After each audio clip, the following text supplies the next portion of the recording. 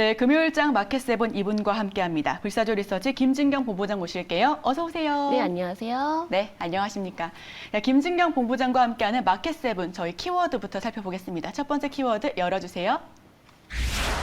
네, SK 날개단다로 첫 번째 키워드를 준비해 봤는데요. 엔비디아의 차기 그래픽 저장 장치에 SK 하이닉스의 광대역폭, 메모리 반도체인 HBM3가 적용된다라고 합니다. 현존하는 세계 최고 성능의 D램이라고 하는데 이 부분에 대한 설명 부탁드릴게요. 네, 일단 업계 최고 속도의 이제 4세대급 D램이라고 보시면 되실 것 같고요. 기존의 이제 3세대 제품보다도 이제 훨씬 더 데이터를 처리할 수 있는 속도가 굉장히 빠르다라고 합니다.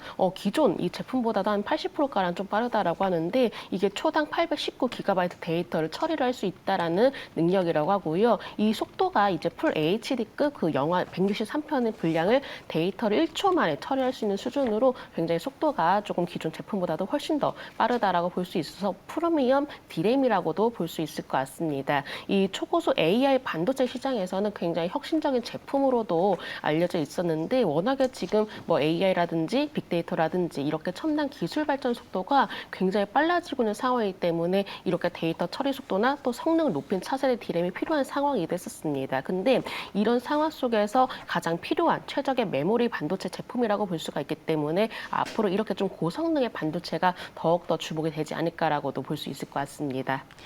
이번 엔비디아와의 협력을 통해 D램 시장에서 이제 SK 하이닉스가 톱 클래스의 경쟁력을 확보했다라고 또 전해지는데요. 그럼 SK 하이닉스발 관련 수혜주는 어떤 종목들이 있을까요? 네, 아무래도 이 SK 하이닉스를 주요 고객사를 두고 있는 기업들이 최대 수혜가 되지 않을까라고 생각되는데요. 이번 협력을 통해서 오히려 경쟁력이 확보가 되었고 또 앞으로도 더욱더 수요가 증가할 것으로 예상이 되고 있기 때문입니다. 특히나 산업이 발달하면 발달할수록 이 고사양 반도체에 대한 수요는 더욱더 증가를 할 수밖에 없기 때문에 좀 관련 기업들도 유심히 살펴보자라고 좀 말씀을 드려야 될 것 같고요. 제가 몇 가지 기업들 한번 좀 말씀을 드려보도록 하겠습니다. 일단 세부 MEC의 경우는 이제 삼성전자 그리고 SK 하이닉스 반도체로 이제 배관이라든지 덕트를 공급하는 하이테크 설비 사업을 주려고 하고 있는데 특히나 주요 고객사들이 캐파가 확대가 되면 될수록 더욱더 실적적인 부분에 대한 수혜가 좀 기대가 된다라는 점 말씀드리도록 하겠고요.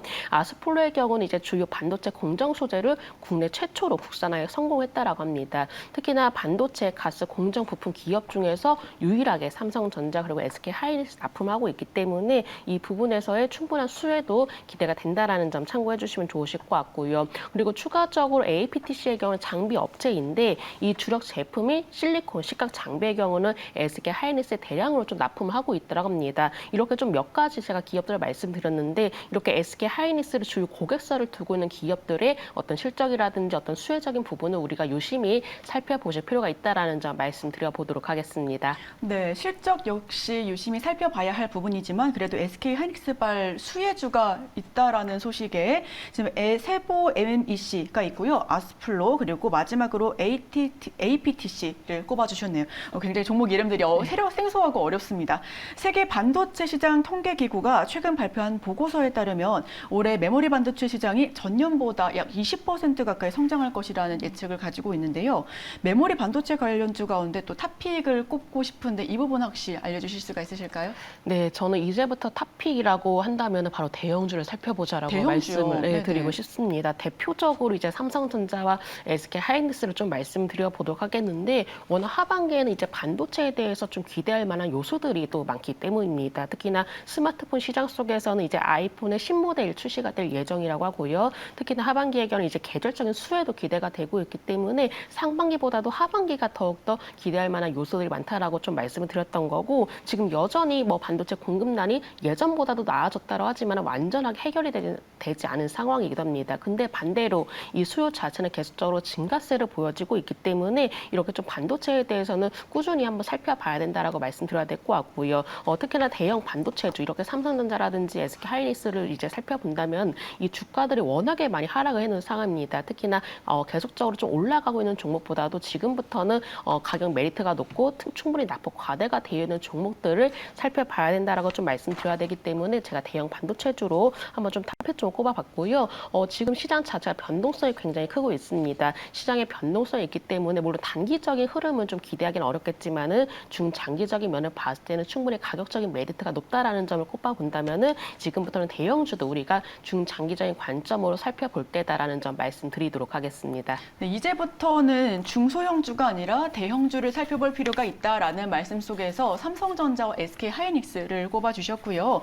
이번에 SK그룹이 미래성장 동력 확보에 나섭니다. 10일부터 12일까지 2022 SK 글로벌 포럼을 개최한다라고 소식을 전해왔는데 SK 주력 사업인 배터리와 바이오, 마지막으로 반도체 가운데 우리 본부장님께서 보셨을 때 올 2분기 가장 기대되는 모멘텀을 가진 섹터는 뭐가 있을까요? 네, 대체적으로 좀 나열되어 있는 사업들 보니까는 주력 사업들 자체가 워낙에 미래에 굉장히 필요한 사업들인 것 같은데 물론 모두 다 모멘텀이 좋다라고 생각이 듭니다. 하지만 이 중에서 이제 그룹 내에서는 어느 쪽에 무게 중심을 두느냐 그 점이 가장 중요하지 않을까라고 생각이 들고 있고요. 이렇게 좀 살펴보니까는 이제 반도체 쪽에 무게 중심이 쏠리고 있습니다. 특히나 SK 그룹 중에서는 이 SK 하이닉스에 대한 매출 비중이 그룹 내에서 굉장히 높게 나타나고 있기 때문인데요. 과거에는 SK 에너지가 비중을 많이 차지했었는데 워낙에 유가에 영향을 많이 받다 보니까는 앞으로 수요가 증가할 수밖에 없는 반도체 쪽으로 무게 중심 이동이 되지 않았나라고 볼 수 있을 것 같고요. 지난달에는 이제 최태원 회장이 SK 그룹의 5년 투자 계획에서도 바로 이 반도체 분야의 투자가 더욱더 돋보여지기도 했었습니다. 2026년까지 투자 계획 중에서 반도체 그리고 소재 분야에 가장 많은 금액을 좀 쏟아붓겠다라는 계획을 보였는데 한 247조 원 중에서 바로 142조 원가량이 이렇게 투자에 좀 투입이 될 예정이라고 하고요. 또한 이제 추가적으로 SK 하이닉스가 이 메모리 반도체 4곳에 대한 증설 계획도 보여지고 있다고 하는데 워낙에 그룹 내에서도 가장 많은 매출을 차지하고 있고 또 투자가 가장 많이 진행이 되고 있기 때문에 주요 사업들 안에서도 특히나 반도체 부분에 대한 투자를 지켜볼 필요가 있다라는 점 말씀드리겠습니다. 네, 지금 SK가 반도체 쪽으로 무게추를 조금 더 다는 건 모두가 알만한 사실일 것 같고요. 우리 김진경 본부장님께서 SK 하이닉스를 여러 방면으로 또 꼽아주셨는데 그럼 오늘 장에서 SK 하이닉스 조금 담아봐도 괜찮을까요? 네, 사실은 이제 저는 SK 하이닉스의 경우는 지금 당장보다도 이 10만 원 선이 지지가 되는 구간을 확인해 보자라고 말씀을 드리고 싶습니다. 아시다시피 이렇게 지금 시장 자체가 좀 대형주도 움직여지기도 힘들고 또 워낙 변동성이 심한 장이기 때문에 적극적으로 좀 매수를 하기는 부담스러운 장이기도 합니다. 그렇기 때문에 SK 하이닉스의 경우는 충분히 바닥 확인이 조금 된다면은 오히려 지금부터는 서서히 관심을 가져볼 구간이기 때문에 당장 매수보다도 이 10만 원대를 또 지지를 받으면서 반등세를 보여주느냐 이 부분이 가장 중요하다고 생각되기 때문에 이 점은 참고를 해주시면 좋으실 것 같습니다. 네, SK 하이닉스 들어가도 좋겠지만 지금 사실 대형주이기 때문에 갑자기 급등할 일은 없을 것 같고요. 그렇다고 해서 지금 바로 들어가기보다는 우리 지금 아까 말씀해 주셨던 10만 원 선 잘 지지되고 있는지 이 부분 확인하셔서 SK 하이닉스 우리 투자자분들께서도 눈여겨보셔도 좋을 것 같습니다. 저희 두 번째 키워드 오픈해 보겠습니다. 두 번째 키워드 보여주시죠. 네, 아직 끝나지 않았다로 두 번째 키워드를 준비해 봤는데요. 젤렌스키 우크라이나 대통령이 자국 내 에너지 수급을 위해 석탄과 가스 등 연료를 수출하지 않겠다라고 예고를 했습니다. 이미 사실 상승을 많이 했었죠. 에너지와 원자재. 앞으로 향후 관련주 흐름이 어떻게 될까요?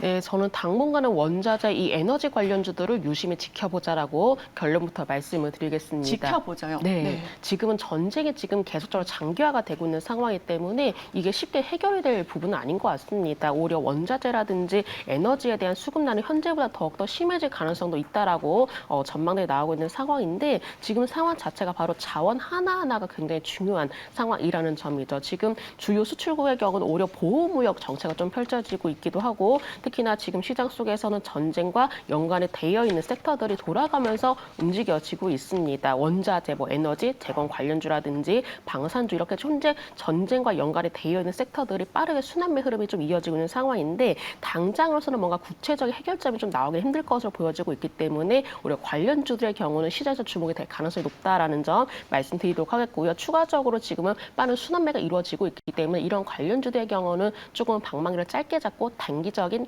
관점으로 대응해보자라는 점도 말씀드리도록 하겠습니다. 좀 짧게 잡고 보자면은 트레이딩 관점으로 한번 지켜볼 필요가 있다라는 말씀이신 것 같은데 지켜볼 필요가 있다라는 말씀이 그럼 좀 접근에 걱정해도 된다라는 말씀이신지 아니면 조금 관망해야 된다라는 말씀이신지가 궁금한데요. 네, 저는 이 상황에서는 이제 오히려 좀 접근해보자라고 말씀을 접근이요. 드리고 있습니다. 왜냐하면은 이제 지금 상황이 뭔가 시장 자체를 보기보다도 뭔가 이슈에 굉장히 민감한 시장이거든요. 이 이슈에 민감하다는 것은 특히나 뭐 원자재 그리고 이제 에너지 관련주 쪽으로 이제 시선이 많이 몰려있기 때문에 오히려 이런 관련주들이 더욱더 시장의 변동성 확대가 되면 될수록 주목이 될 가능성이 높습니다. 다만 이렇게 좀 관심을 가져볼 필요가 있겠지만 앞서 말씀드린 것처럼 지금 단기 트레이딩이 굉장히 필요한 시점이라는 점도 추가적으로 말씀드리도록 하겠습니다. 네, 지켜볼 필요가 있다라는 말은 조금 접근해볼 필요가 있다라는 말로 좀 해석될 필요가 있을 것 같고요. 대신에 중장기적인 관점보다는 좀 짧게 보자라는 그런 덧붙인 말씀까지 해주셨습니다. LG전자 같은 경우는 오히려 우크라이나 전쟁 이후에 러시아에 대한 지나친 의존도를 축소하기 위해서요. 독일 에너지 특수를 노린다라고 합니다. 히트펌프 시장을 공략한다라는데 해당 내용에 대한 설명 부탁드릴게요. 네, 히트펌프가 이 글로벌 온실가스 저감이라든지 그리고 탄소 중립을 위해서 중요한 핵심 기술이라고 보시면 되실 것 같고요. 특히나 국가 에너지 소비 한 30%를 좀 차지하고 있는 것이 바로 냉난방 분야라고 합니다. 이 부분에서 효율화를 위해서 이 공조 분야에도 앞으로 히트펌프가 기술이 적용되지 않을까라고도 예상을 하고 있는 부분인데 이 온실가스 배출을 줄이는 이 효과적인 기술이면서 막 가스라든지 석유, 전기 시스템에 대해서 가장 효율적인 대안으로도 지금 떠오르고 있다라고 합니다. 사실은 이제 이 히트펌프가 기존에는 냉난방 쪽에 좀 많은 부분으로 좀 적용되었었는데 앞으로는 가전 쪽으로도 이 확대가 되지 않을까라고 볼 수 있을 것 같고요. 특히나 LG전자의 가장 큰 장점이라고 한다면은 워낙에 가전 부분입니다. 가전이 엄청 강하죠. 네, 그렇습니다. 근데 이제 가전 부분에서도 특히나 새로운 기기들을 많이 선보이고 있는데 이 그중에 히트 가전 중 하나가 바로 저는 스타일러라고 생각을 하게 됩니다.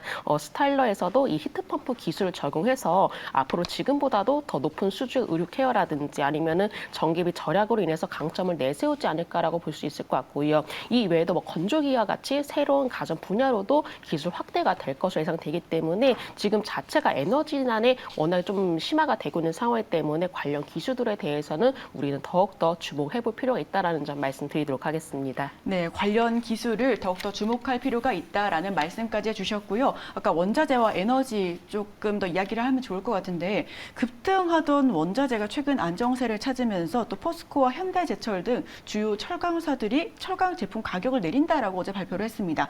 원자재 그리고 에너지주 가운데 지금 투자해도 좋을 탑픽이 있을까요? 네, 저는 이미 시장에서 주목이 되어서 시세가 나온 종목보다도 이제 막 움직임이 시작이 된 종목을 관심을 보자라고 좀 말씀드리도록 하겠고요. 저는 이 안에서 대한유팜을 탑픽 종목으로 말씀을 드리도록 하겠습니다. 워낙 제약 바이오주로 많이 알려져 있긴 하지만은 최근에는 유전 관련주로도 알려져 있는데 동사의 경우가 이 카자흐스탄의 대규모 유전 부지를 보유를 하고 있기 때문입니다. 2007년부터 한 260억 원 규모의 투자를 시작을 해서 이 유전 개발 사업에 진출을 했었고요. 특히나 카자흐스탄의 BNG 광구를 운영하는 이제 카스피안 선라이즈의 지분을 10.8%가량 보유를 하고 있다고 합니다. 지금 이제 자원 자체가 무기화가 좀 되고 있는 상황이기 때문에 이미 유전을 보유를 하고 있다는 점에서는 주목이 되지 않을까라고 볼 수 있을 것 같고요. 원래 이제 사업에서는 이 코로나19에 대한 위기를 극복하기 위해서 수출에도 더욱더 나서고 있다고 하는데 뭐 비타민 제품이라든지 미용 관련 제품 시장 적극적으로 공략하면서 앞으로 해외 쪽에 대한 매출도 기대가 되고 있습니다. 그러니까 이제 원래 사업, 그러니까 본 사업에 대한 매출 증가 그리고 앞으로 원자재 관련 이슈가 있다는 점에서는 오히려 관심이 필요하다는 점 말씀드리도록 하겠습니다. 네, 대한유팜까지 탑픽으로 꼽아주셨습니다. 오늘 종목을 많이 알려주고 가시네요. 자, 그럼 저희 마지막 키워드 한번 오픈해 보겠습니다. 마지막 키워드 보여주세요. 양자 암호 기술 사실 많이 들어는 보셨겠지만 이 부분에 대해서 좀 생소하다라고 느껴지시는 분들도 많으실 것 같습니다.